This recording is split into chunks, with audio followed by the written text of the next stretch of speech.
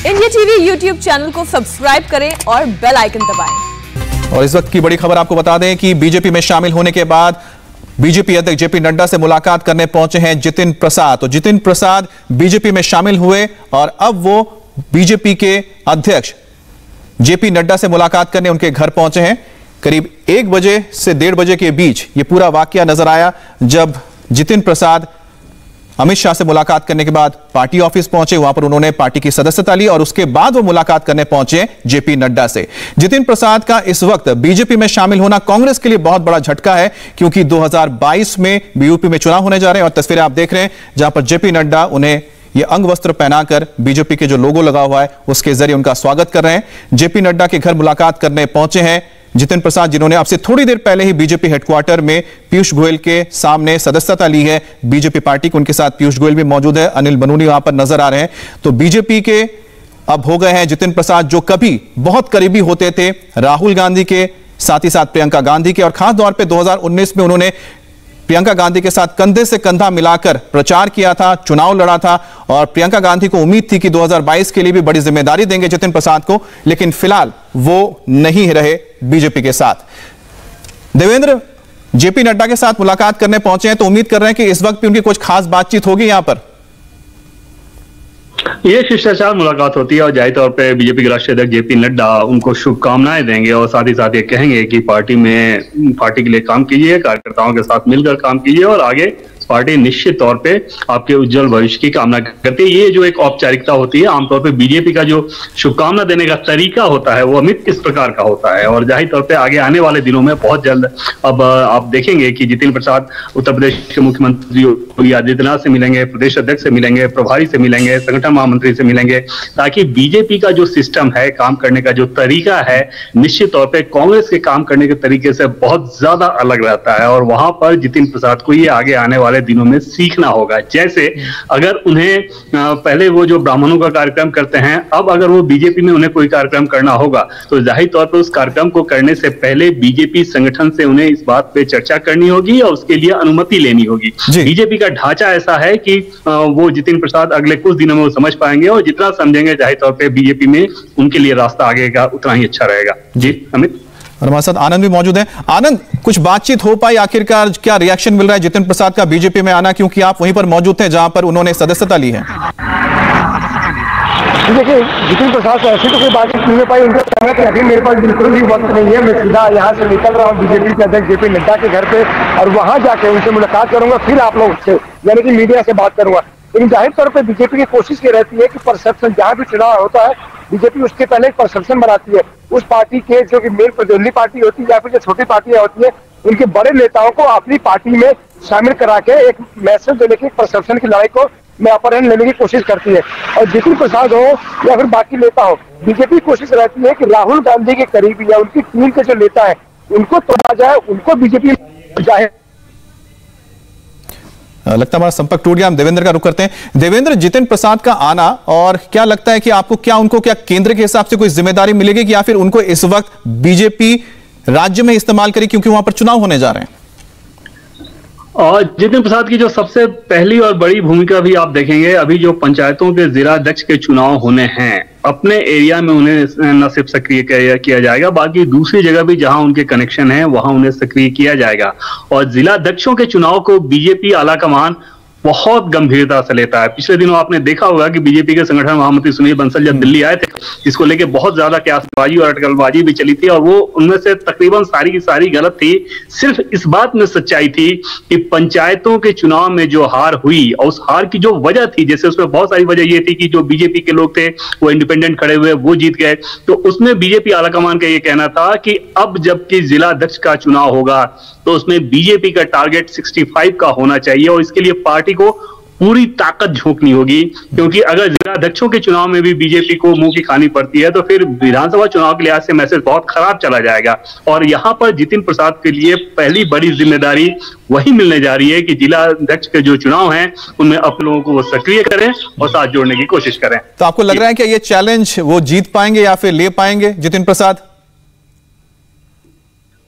और निश्चित तौर पर यह काम उनको करना होगा। हालांकि इस काम में पूरी बीजेपी लगी हुई है। बीजेपी प्रदेश प्रभारी को आप देखें, बीजेपी के संगठन मंत्री बीएल संतोष को देखें, ये लगातार जो इनके लखनऊ में दौरे हो रहे हैं अभी, वो उस दौरे के पीछे सबसे बड़ी वजह यही है कि जिला अध्यक्ष के जो चुनाव होने हैं उसमें बीजेपी का जो टारगेट है 65+ का, उस टारगेट को कैसे अचीव किया जाए, उसमें पार्टी पूरी तरीके से लगी हुई है। जितिन प्रसाद की भी भूमिका निश्चित तौर पर उसमें आगे रहने वाली है और पहला टास्क उनको यही दिया जाएगा।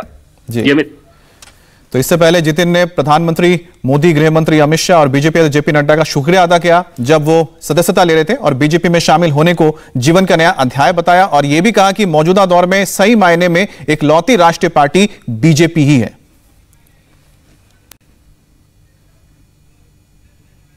सर्वप्रथम तो मैं आज के इस दिन भारतीय जनता पार्टी के राष्ट्रीय अध्यक्ष श्री जेपी नड्डा जी, इस देश के यशस्वी प्रधानमंत्री आदरणीय नरेंद्र मोदी जी, इस देश के कर्मयोगी गृह मंत्री आदरणीय अमित शाह जी और समस्त भारतीय जनता पार्टी नेतृत्व का मैं धन्यवाद अर्पित करता हूं कि उन्होंने आज इस भारतीय जनता पार्टी परिवार में मुझे सदस्यता और सम्मान दिया है। और ये मेरे राजनीतिक जीवन का एक नया अध्याय शुरू हो रहा है। जैसे कि आप जानते हैं, मेरा कांग्रेस पार्टी से 3 पीढ़ियों का साथ रहा है। तो ये महत्वपूर्ण निर्णय जो मैंने लिया है, बहुत विचार मंथन और सोच के बाद मैं इस फैसले पे पहुंचा हूं। और सवाल ये नहीं है आज कि मैं किस दल को छोड़ के आ रहा हूं, मगर सवाल ये है कि किस दल में जा रहा हूं और क्यों जा रहा हूं। ये मैंने पिछले कुछ वर्षों से, 8-10 सालों से महसूस किया है अपने अनुभव में, राजनीतिक जीवन में, लोगों से मिलके भ्रमण करके देश भर में, कि अगर आज कोई इस देश में असली माने में कोई राजनीतिक दल है जो संस्थागत इंस्टीट्यूशनल दल है, वो भारतीय जनता पार्टी है। बाकी दल तो व्यक्ति विशेष और क्षेत्र के हो गए, मगर राष्ट्रीय दल के नाम पे अगर आज भारत में कोई दल है तो वो भारतीय जनता पार्टी है। और जिस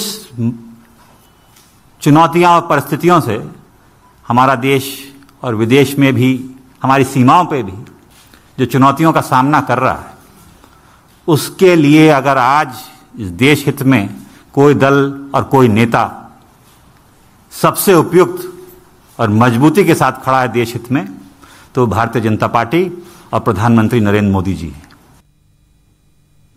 तो देवेंद्र, जितिन प्रसाद ये कह रहे हैं कि उनका काम ही, मतलब उनका परिचय होगा, या वो ज्यादा कुछ बोलेंगे नहीं।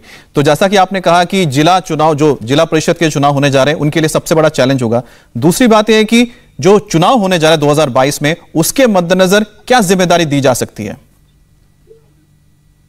देखिए, निश्चित तौर पर प्रदेश में उन्हें ज्यादा से ज्यादा घुमाया जाएगा। सबसे बड़ी जिम्मेदारी ये रहेगी, बीजेपी का अपना जो प्लान है उसके हिसाब से छोटे छोटे इन्हें कार्यक्रम करने होंगे और तकरीबन हर एक विधानसभा में जाना होगा और वहां पे ब्राह्मण कम्युनिटी को खास तौर पे टारगेट करना होगा और वहां पे ये बताना होगा कि किस प्रकार से योगी सरकार का जो कामकाज है वो कितना अच्छा रहा और आगे एक बार फिर से अगले 5 साल के लिए योगी सरकार को चुनना होगा। तो इस तरह के टास्क दिया जाएगा ताकि पार्टी इनके चेहरे को खूब ज्यादा इस्तेमाल कर सके और जितना ज्यादा ये प्रभाव छोड़ पाएंगे लोगों के बीच, पार्टी में जो फीडबैक आएगा उसके आधार पे पार्टी में इनकी ग्रेविटी, इनका गुरुत्व, इनकी ताकत और ज्यादा बढ़ाई जाएगी और उसी हिसाब से इनका रोल तय किया जाएगा। तो उस हिसाब से आप कह सकते हैं कि एक लिटमस टेस्ट होगा जितिन प्रसाद के लिए कि बीजेपी की ज्वाइनिंग तो हो गई, लेकिन इस ज्वाइनिंग के साथ उन्हें अपने आप को परफॉर्म करना होगा और जो परफॉर्म जैसा वो करेंगे उसके हिसाब से जाए तो पार्टी रिवार्ड भी देगी। देवेंद्र, हमने आमतौर पर यह देखा कि जो भी बड़े नेता आए किसी भी पार्टी से बीजेपी में, तो उनके साथ कुछ ना कुछ जो कार्यकर्ता है,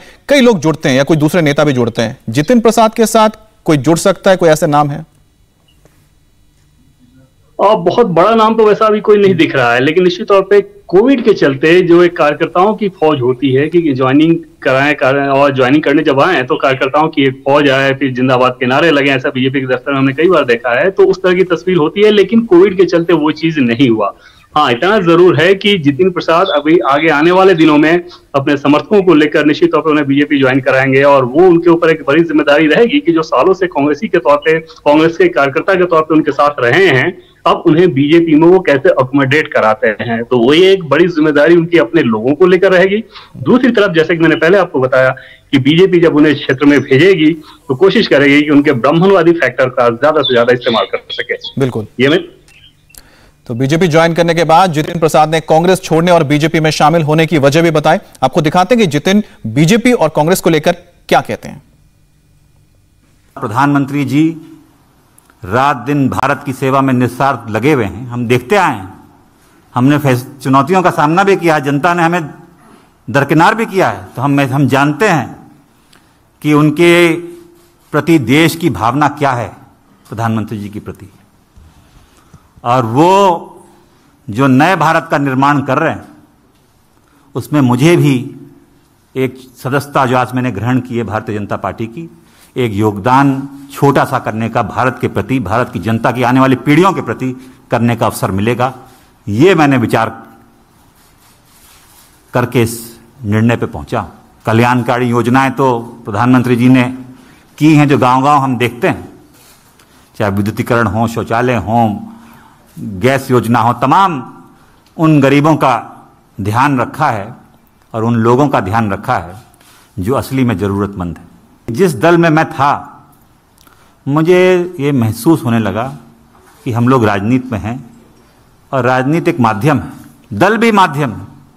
अगर आप अपने लोगों के हितों की रक्षा नहीं कर सकते, उनके लिए काम नहीं आ सकते, तो आपका राजनीति और दल से में रहने में क्या औचित्य है।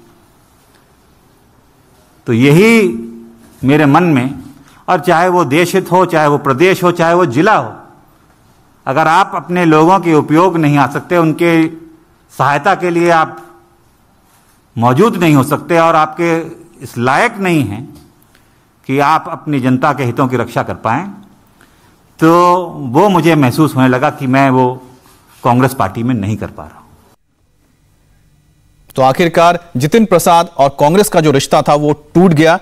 एक और रिश्ता होता है वो शादी का रिश्ता, और खास तौर पे टीएमसी सांसद नुसरत जहां की शादी के रिश्ते को लेकर एक बड़ी खबर आ रही है। छोटे से ब्रेक के बाद पूरी डिटेल। नमस्ते, मैं हूं मीनाक्षी जोशी। वीडियो और खबरों से अपडेट रहने के लिए India TV YouTube channel subscribe करें, बेल आइकन दबाना ना भूलें। जुड़े रहें इंडिया टीवी के साथ।